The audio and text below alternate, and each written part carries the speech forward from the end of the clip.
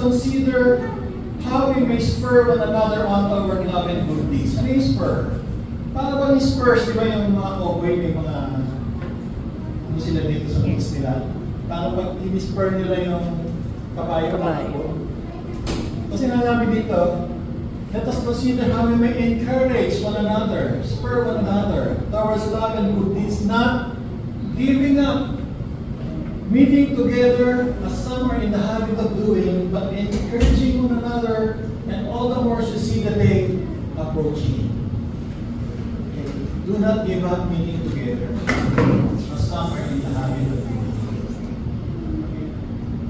Alam mo, meron ako mga brothers and sisters dito nakakausap. Na pag absent sila, mabigat sa kalooban nila. Diba? Hindi yung, parang okay lang. Absent, pero hindi. Meron sila yung parang alam mo yun, na-feel mo yung burden. Na-feel mo yung, parang, they're going to miss something. Gamahan natin, gano'n. Diba? Nakikita ko yung heart eh. Hindi yung iba naglalabang, okay lang na dyan, okay lang wala. Diba? If you feel there's a burden that you miss a meeting of the body, means you are growing in your faith. Pero pag okay lang sa inyo na lang natin, okay lang. Probably, nasa elementary pa tayo. Yeah. Yun lang maturity. Pag ilang beses na natin pinag-uusapan yan, we are the body of Christ. And Jesus is the head.